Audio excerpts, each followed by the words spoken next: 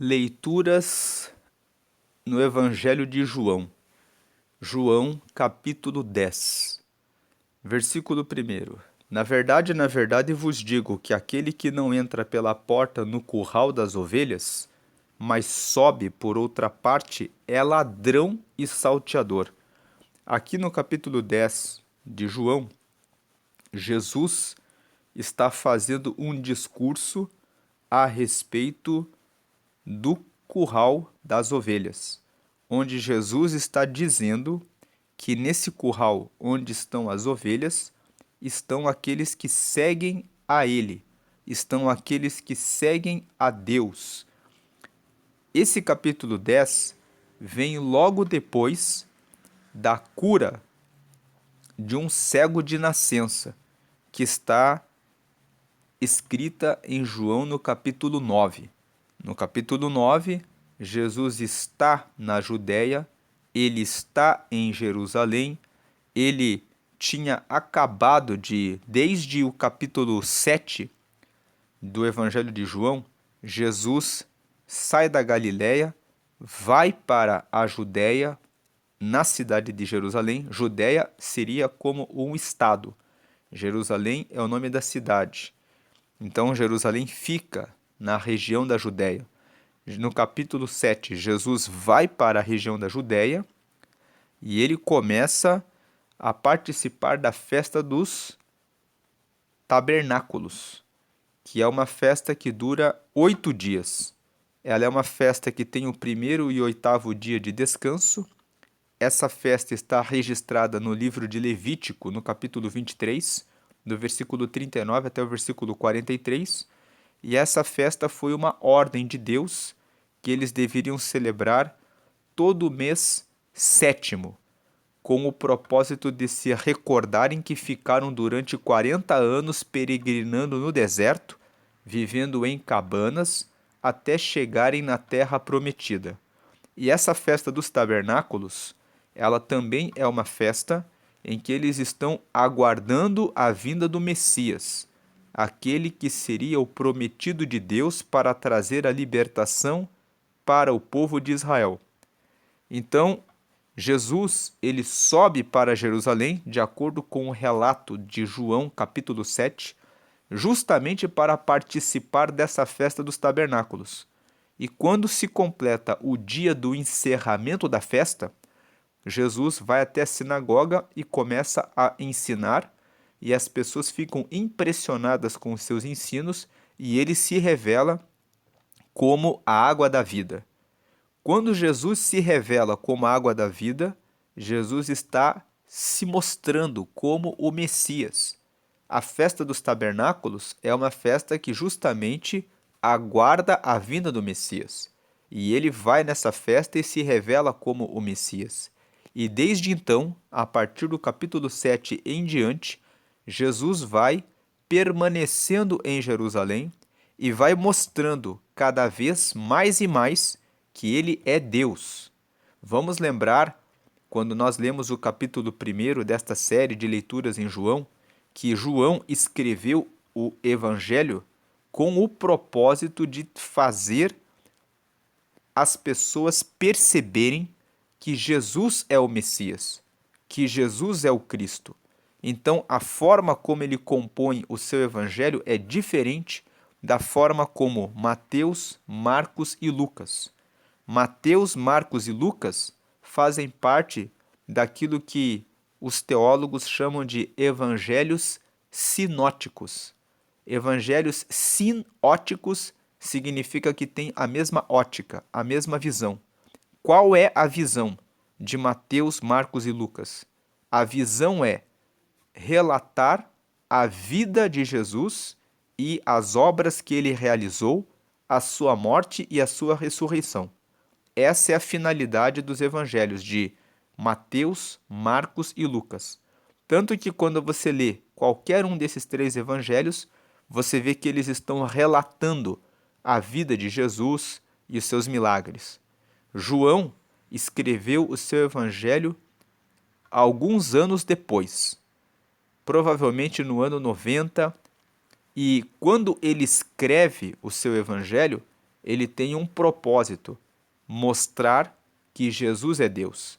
Tanto que ele é o único que começa no capítulo 1 falando que no princípio era o Verbo, e o Verbo estava com Deus, e o Verbo era Deus.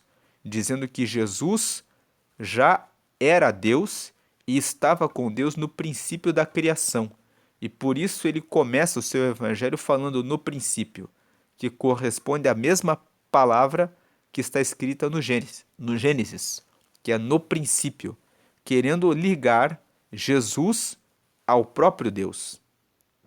E aqui no capítulo 7 em diante, Jesus se revela no capítulo 7 logo depois, logo no último dia da festa dos tabernáculos, como Messias, dizendo: esses que vocês estão esperando sou eu mesmo.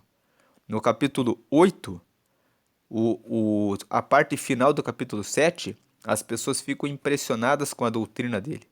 E ele começa a falar que ele é um com o Pai.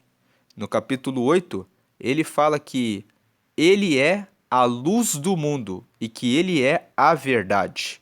E no capítulo 8, ele perdoa os pecados de uma mulher adúltera, dizendo: eu tenho o poder de perdoar pecadores. Eu tenho o poder de livrá-los da condenação. As pessoas cercam uma mulher pega no próprio ato de adultério e tentam Jesus, e ele escreve na areia e fala para eles: atire a primeira pedra quem não tiver pecado. E aí Jesus se revela como a luz do mundo e como a verdade. No capítulo 9, ele continua em Jerusalém e ele cura um cego de nascença num sábado e fala para aquele cego se lavar no tanque de Siloé. O tanque de Siloé significa o enviado.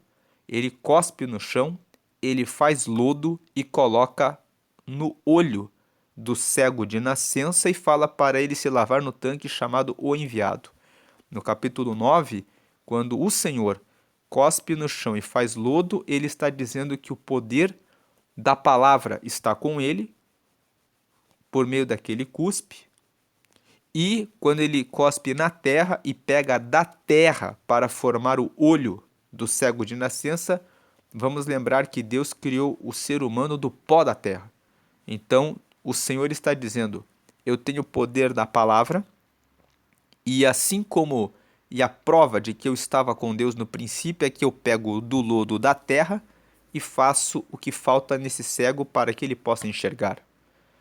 E depois que ele cura esse cego de nascença num sábado, ele fala para o cego: vai até o tanque de Siloé, que se chama o enviado, e se lava lá.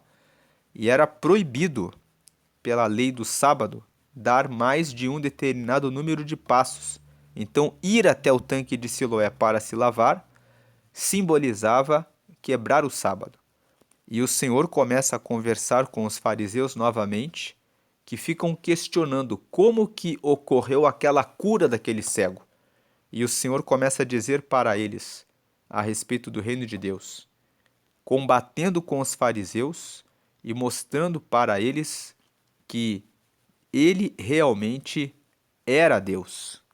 E agora no capítulo 10 existe uma continuação dessa disputa, em que Jesus está falando com eles. E aqui no capítulo 10, Jesus começa a dizer: na verdade, vos digo que aquele que não entra pela porta no curral das ovelhas, mas sobe por outra parte, é ladrão e salteador. Agora, no capítulo 10, nessa parte do seu discurso, Jesus vai falar a respeito do diabo.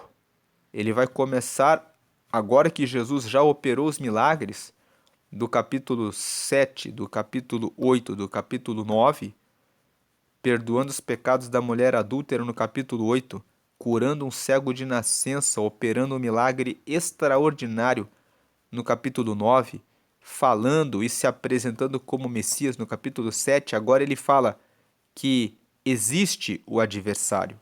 Então ele fala 2: aquele, porém, que entra pela porta é o pastor das ovelhas. E ele está se referindo a ele próprio. Ele é o pastor das ovelhas.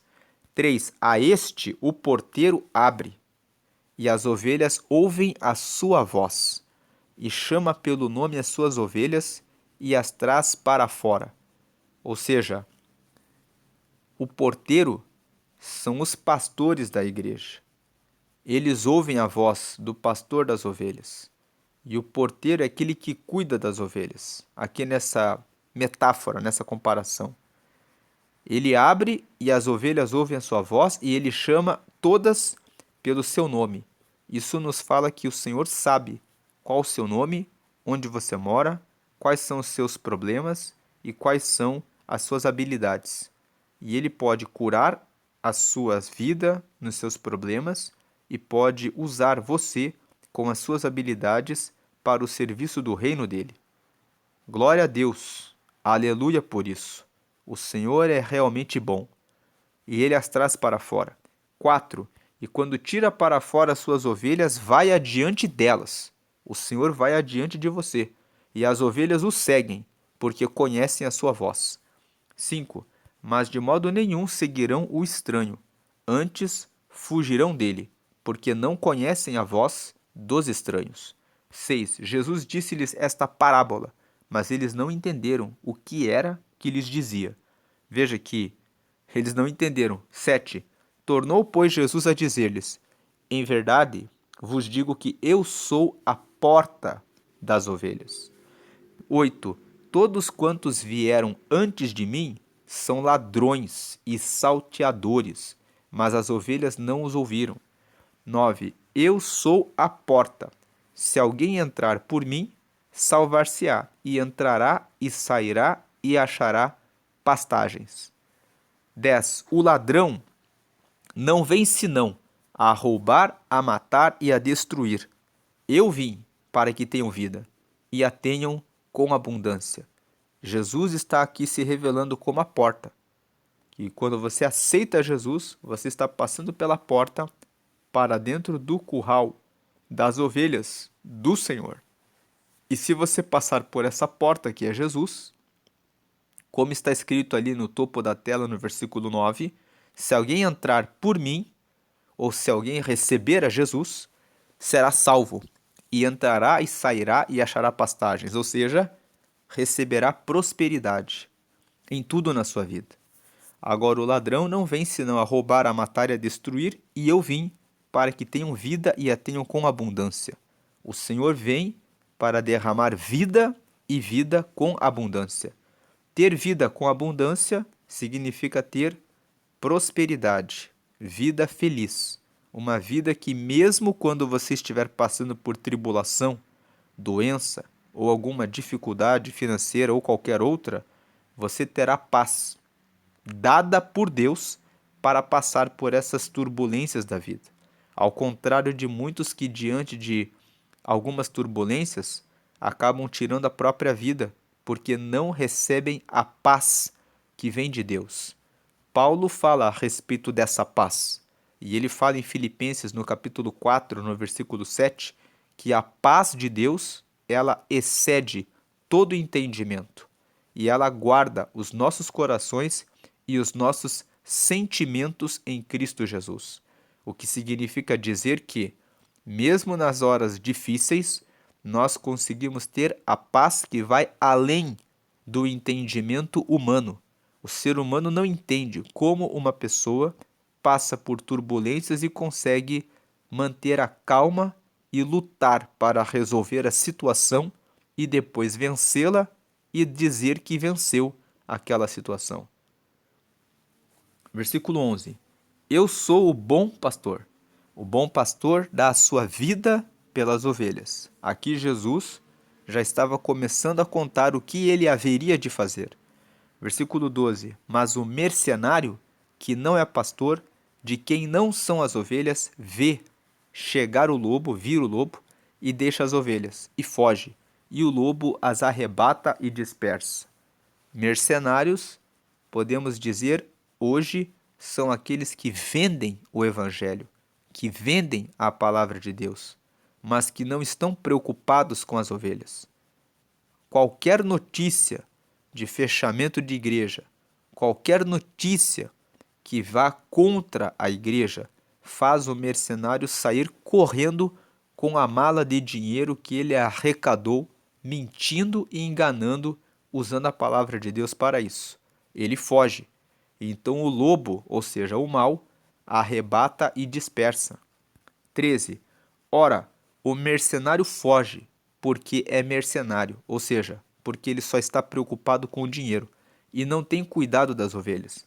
14. Eu sou o bom pastor e conheço as minhas ovelhas, e das minhas sou conhecido. Versículo 15. Assim como o Pai me conhece a mim, também eu conheço o Pai e dou a minha vida pelas ovelhas. Versículo 16. Ainda tenho outras ovelhas que não são deste aprisco.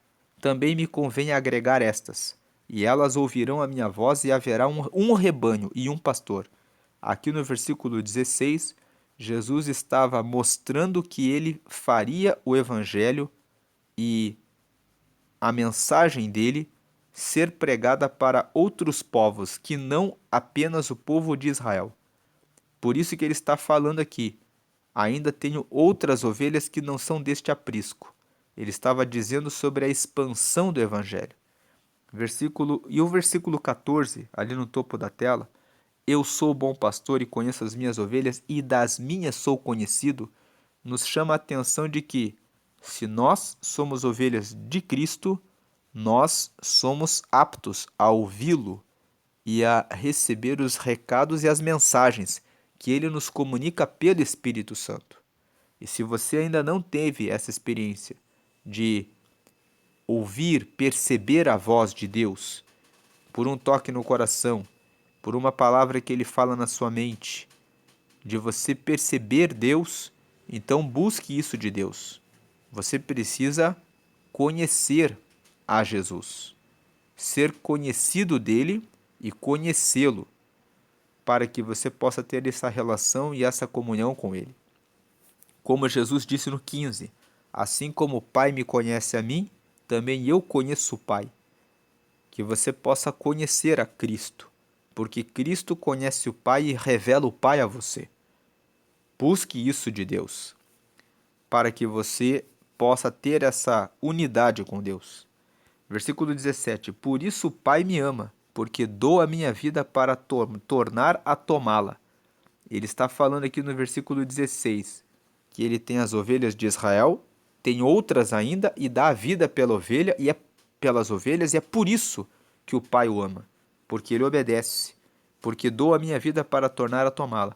Versículo 18, porque ele deu tudo o que ele tinha para voltar a receber de Deus o que ele entregou.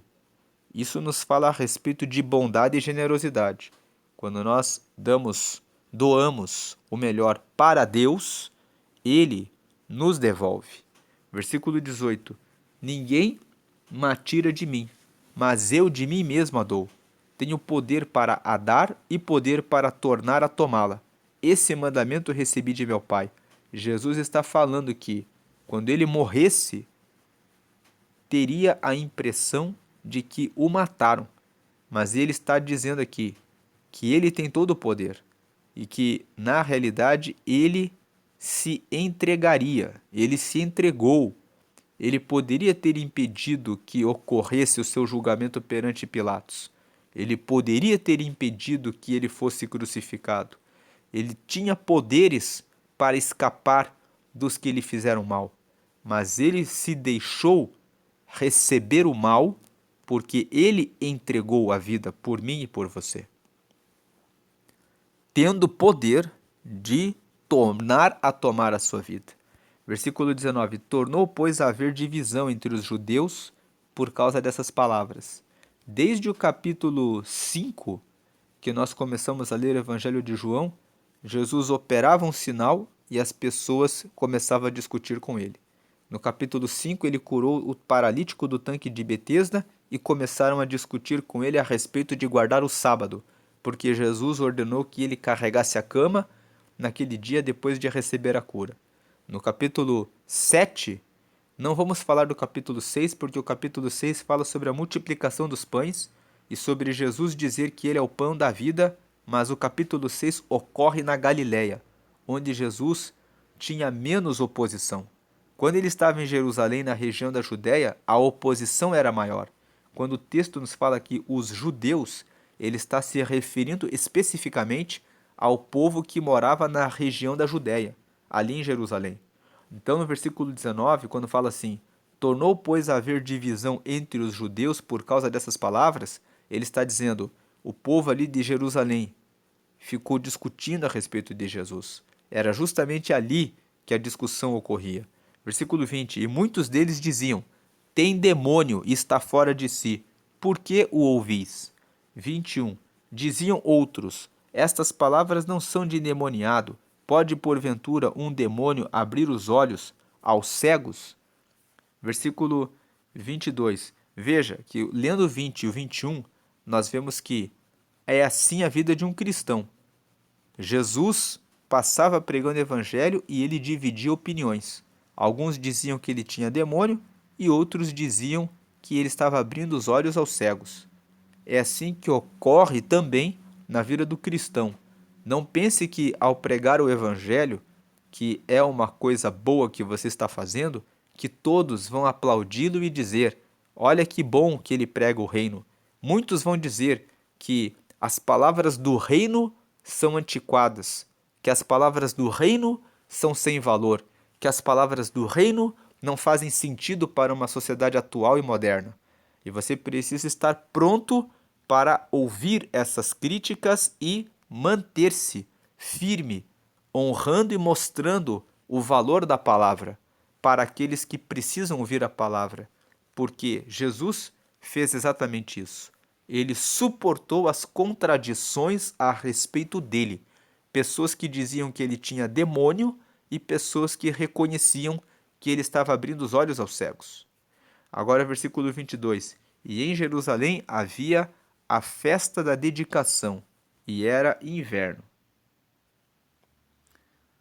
Aqui no verso 22, quando fala que e em Jerusalém havia a festa da dedicação e era inverno, essa festa da dedicação, ela é conhecida como festa Hanukkah.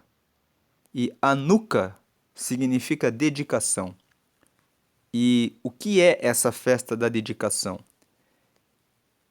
Quando o povo de Israel derrotou os Seleucidas, que eram da Síria e que se levantaram contra o povo de Israel para tomar o segundo templo, nós sabemos pelos estudos do Antigo Testamento que Salomão foi o rei que construiu o primeiro templo para adoração a Deus.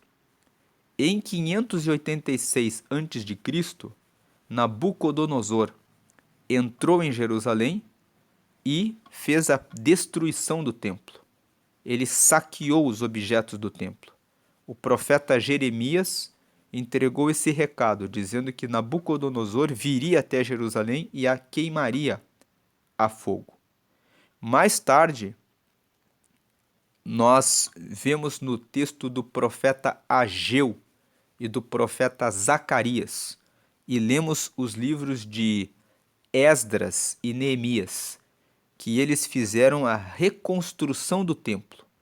Eles construíram o segundo templo. E lá por volta do século II a.C., alguns anos antes do nascimento de Jesus, os sírios invadiram Israel e queriam destruir esse segundo templo. E o povo de Israel, os combatentes, lutaram contra os sírios e conseguiram vencê-los. E quando eles derrotaram os Seleucidas, que eram os sírios, naquela guerra, eles dedicaram o templo novamente ao Senhor. E essa festa da dedicação é essa comemoração. Desde então, eles começaram a celebrar essa festa, que é uma festa que ela segue a festa dos tabernáculos. E nessa festa, eles faziam essa festa em 8 dias. Durante os 7 dias, eles acendiam uma vela da menorá. A menorá é um memorial que tem 7 velas, e eles acendiam as 7 velas e no 8º dia faziam um agradecimento. Vamos ver aqui um texto que explica o que é a festa da dedicação. Aqui na tela nós vemos aqui essa pergunta. Como era a festa da dedicação em Jerusalém? Quando surgiu o Hanukkah? O Hanukkah significa dedicação. Conhecido como Festival das Luzes, o Hanukkah comemora a retomada e rededicação do segundo templo de Jerusalém após a vitória dos Macabeus contra os sírios do Império Seleucida no século II a.C. E ainda hoje é uma comemoração que carrega grande simbolismo e mobiliza judeus do mundo inteiro para a celebração. Veja aqui no lado direito o que é uma menorá. Nessa foto aqui, nós podemos ver aqui, ele é esse objeto que tem 7 velas. Tem uma vela ao centro, 3 do lado direito e 3 do lado esquerdo, e eles acendiam uma vela por dia. No 8º dia faziam o agradecimento. Então essa é a festa da dedicação, que ocorreu no século II a.C. Então quando Cristo veio, e ele estava aqui em Jerusalém, estava ocorrendo essa festa da dedicação. Voltando aqui para João capítulo 10, versículo 22, e em Jerusalém havia festa da dedicação e era inverno. Versículo 23, e Jesus passeava no templo, no alpendre de Salomão. 24, rodearam-no, pois, os judeus e disseram-lhe, até quando terás a nossa alma suspensa? Se tu és o Cristo, dize-no-lo abertamente. Agora os judeus falam para Jesus. Se você é o Cristo, Cristo é uma palavra que vem do grego, Christos, que significa ungido. Jesus, ele era Jesus de Nazaré, esse é o nome dele, como homem terreno. Depois que ele morreu e ressuscitou, reconheceram ele como Jesus Cristo, Jesus o ungido, o Messias, aquele que havia sido prometido no Antigo Testamento. Mas os judeus, até hoje, não acreditam que Jesus é o Cristo. Eles ainda estão aguardando a vinda do Messias. Para eles, Jesus não foi o Cristo, porque eles esperam um Cristo que trará a libertação política de Israel. E, na época, Jesus veio e trouxe liberdade espiritual, liberdade do pecado, salvação para o reino de Deus. E essa é a missão principal de Jesus. Jesus cumpre uma missão ligada ao reino de Deus, porque o reino terreno é um reino passageiro. Mas os judeus não entendem isso e por essa razão não reconhecem até hoje, no século 21 já, que Jesus era o Cristo.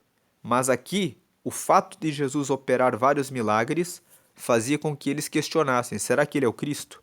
Então chegaram e disseram aqui, até quando terás a nossa alma suspensa? Ou seja, até quando a nossa alma vai ficar aqui em dúvida a respeito de quem é você? Se você é o Cristo, fala para nós abertamente. Versículo 25, respondeu-lhe Jesus, já vô-lo tenho dito, e não o credes.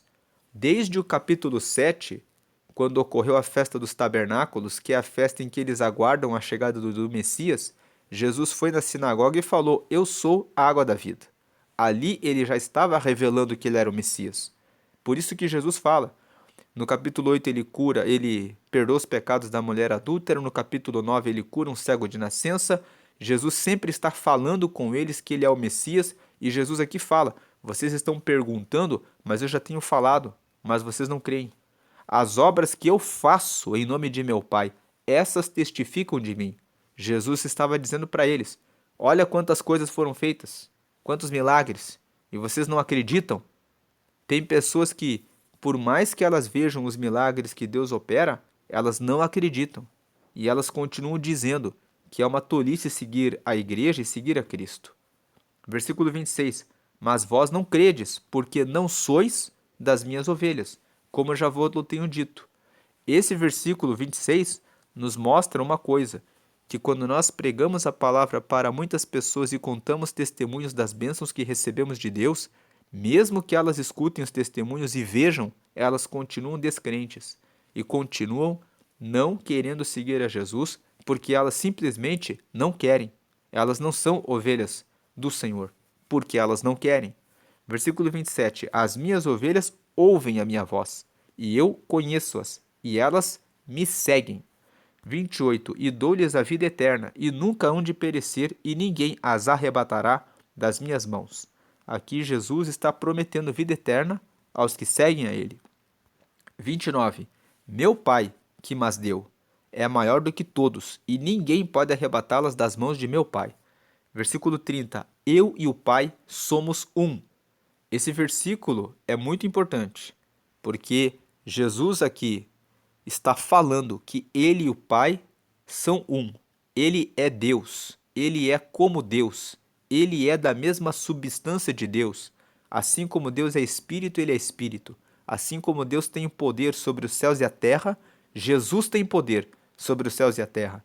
Assim como Deus governa todas as coisas, Jesus governa todas as coisas. Então ele está dizendo que ele realmente é o Salvador. Versículo 31. Os judeus pegaram então outra vez em pedras para o apedrejarem. A primeira vez que tentaram matar Jesus foi no final do capítulo 7. Ele estava se revelando como Jesus e eles pegaram pedras para tentar matá-lo e Jesus passou do meio deles e escapou. E agora aqui no capítulo 10, mais uma vez isso acontece. Só fazendo uma correção, eu falei aqui que é no final do capítulo 7, mas é na verdade no final do capítulo 8. Jesus perdoa a mulher adúltera, depois ele começa a ter um diálogo com os fariseus, onde ele fala que ele é Deus, e no final do capítulo 8, os judeus pegam pedras para matá-lo, mas Jesus passa no meio deles. E depois de passar no meio deles, Jesus continua no seu caminho em Jerusalém, encontra o cego de nascença e realiza a cura do cego de nascença que está escrita no capítulo 9. Então aqui nós vemos que Jesus, depois que cura o cego de nascença, começa a discursar a respeito de quem ele é, e no capítulo 10 ele começa a falar que ele é o bom pastor.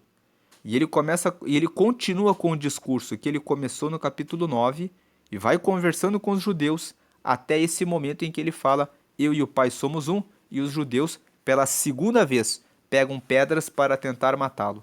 Versículo 32. Respondeu-lhe Jesus: tenho-vos mostrado muitas obras boas, procedentes de meu Pai.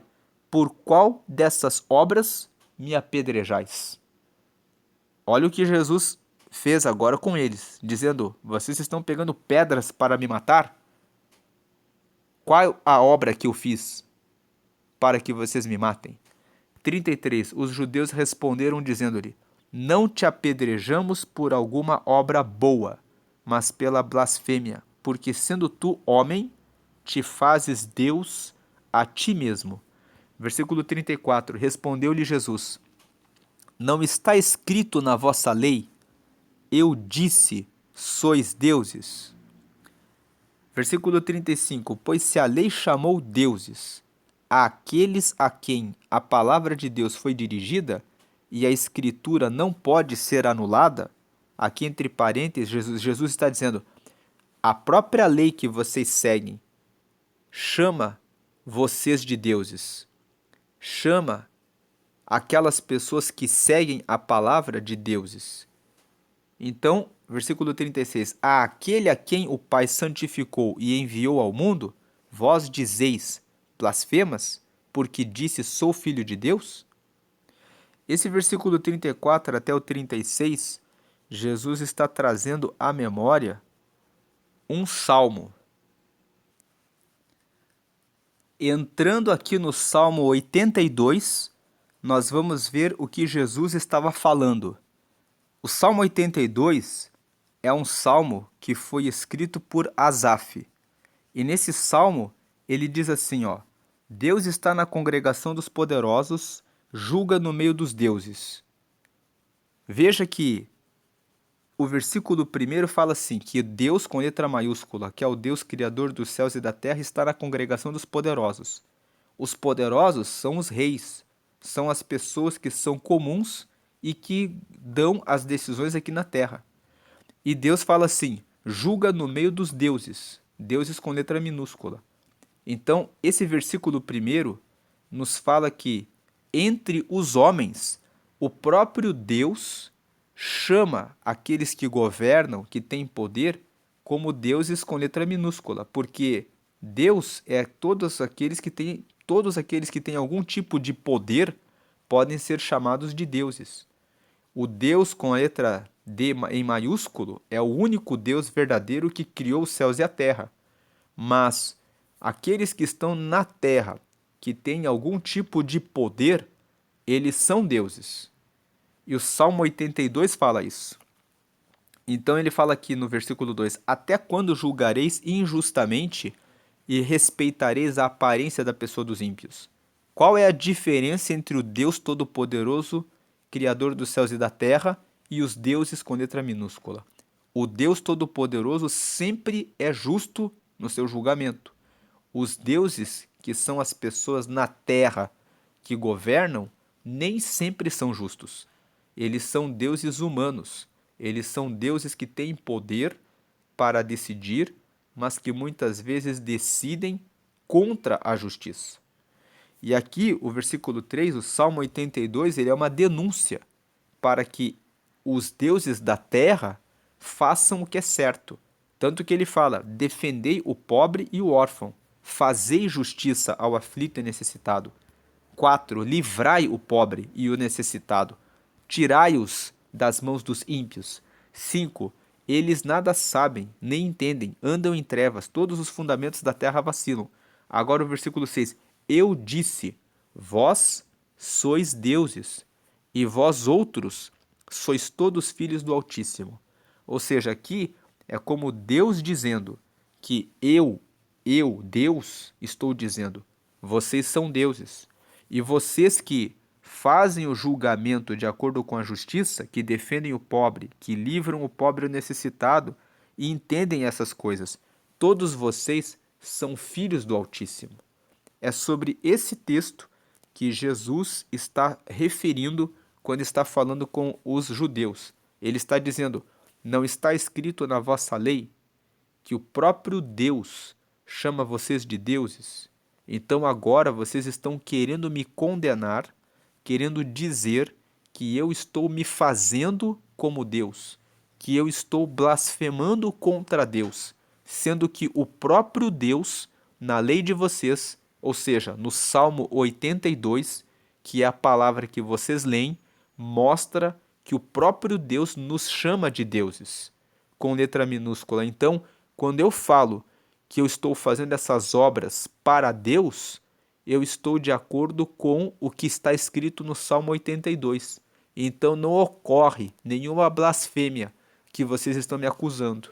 É isso que Jesus estava dizendo para eles.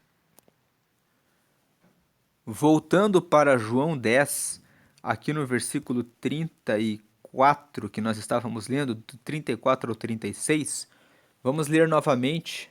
Respondeu-lhe Jesus, não está escrito na vossa lei, eu disse sois deuses? Então ele está citando o Salmo 82. Versículo 35, pois se a lei, ele está se referindo, todo o texto da Bíblia, do Antigo Testamento, é conhecido como a lei. Chamou deuses aqueles a quem a palavra de Deus foi dirigida e a escritura não pode ser anulada. Jesus está dizendo, vocês não podem dizer que isso não é palavra de Deus porque está escrito na palavra. Aquele a quem um pai santificou, versículo 36, e enviou ao mundo, vós dizeis blasfemas porque disse sou filho de Deus? Jesus está dizendo, eu fui enviado pelo Pai para fazer isso. Então, quando eu falo que sou Deus, vocês estão dizendo que eu blasfemo? Só porque eu disse que eu sou filho de Deus? O próprio Deus, a própria lei fala que aqueles que são chamados de deuses são todos filhos do Altíssimo. Versículo 37. Se não faço as obras de meu Pai, não me acrediteis. Jesus agora está mostrando para eles, se eu não fizer nada, nenhum milagre vocês não vão acreditar. Agora o 38, mas se as faço e não credes em mim, crede nas obras, para que conheçais e acrediteis que o Pai está em mim e eu nele. Agora Jesus está dizendo, mas se eu faço os milagres e vocês não querem crer em mim, então creiam pelas obras que são realizadas. Vejam a cura do cego, vejam a cura do paralítico do tanque de Betesda, vejam a multiplicação dos pães, vejam as coisas que acontecem. Olhem as obras que estão sendo feitas e acreditem, pelo menos, vendo os milagres que o Deus está em mim, que o Pai está em mim e eu nele. Versículo 39. Procuravam, pois, prendê-lo outra vez, mas ele escapou de suas mãos. Então, Jesus escapou em João 8 pela primeira vez, agora em João 10 ele escapa novamente. Versículo 40. E retirou-se outra vez para além do Jordão, para o lugar onde João tinha primeiramente batizado, e ali ficou. Ou seja, ele foi para aquela região onde ele tinha sido batizado. Versículo 41. E muitos iam ter com ele e diziam, na verdade João não fez sinal algum, mas tudo quanto João disse deste era verdade. Versículo 42. E muitos ali creram nele. Então, João capítulo 10 é a continuação do discurso de Jesus, que Jesus começou no capítulo 9, se revelando como Messias. Jesus está desde o capítulo 7 mostrando que ele é o Messias. Ele fala que ele é a água da vida no capítulo 7, no capítulo 8 ele perdoa os pecados de uma mulher adúltera, fala para as pessoas atirarem a primeira pedra, aqueles que não tiverem pecado, revelando que todos são pecadores e que só ele pode perdoar os pecados, porque ele perdoou os pecados da mulher adúltera, e depois ele começa a conversar e dizer, eu sou a luz do mundo, e eu sou a verdade, e eu sou antes de Abraão. E por causa disso, os judeus pegam as pedras e tentam matá-lo no final do capítulo 8. Então ele foge, passa pelo meio deles, e quando ele está ainda em Jerusalém, ele encontra um cego de nascença, ele cura aquele cego de nascença, e depois os fariseus, mais uma vez, ficam duvidando de Cristo, dizendo assim, como que você foi curado para o cego? E o cego explica que Jesus cuspiu na terra, fez o lodo, colocou os olhos nele, e eles continuam não acreditando, e Jesus começa a falar que ele é o Cristo, e ele entra no capítulo 10 falando, na verdade, eu sou o bom pastor que dá a vida pelas ovelhas, e aquele que está cuidando das ovelhas. E aqui, mais uma vez, Jesus se revela como Deus, dizendo no versículo 30, eu e o Pai somos um. Então os judeus, mais uma vez, querem matá-lo, e Jesus fala, o Salmo 82 fala que eu sou filho de Deus. O próprio Deus chama de deuses, em letra minúscula, todos aqueles que honram e fazem a vontade dele. E se eu estou fazendo a vontade do meu Pai, e eu fui enviado por ele, então não existe nenhum pecado de eu dizer que eu sou um Deus, porque eu sou Deus com o Pai. E então eles tentam matá-lo e Jesus sai e vai para a região do Jordão para continuar fazendo a obra do Pai. Isso nos traz uma aplicação. Quando você está fazendo a obra de Deus, você vai incomodar algumas pessoas. E muitas vezes essas pessoas quererão apedrejá-lo. Mas é necessário, assim como Cristo, prosseguir.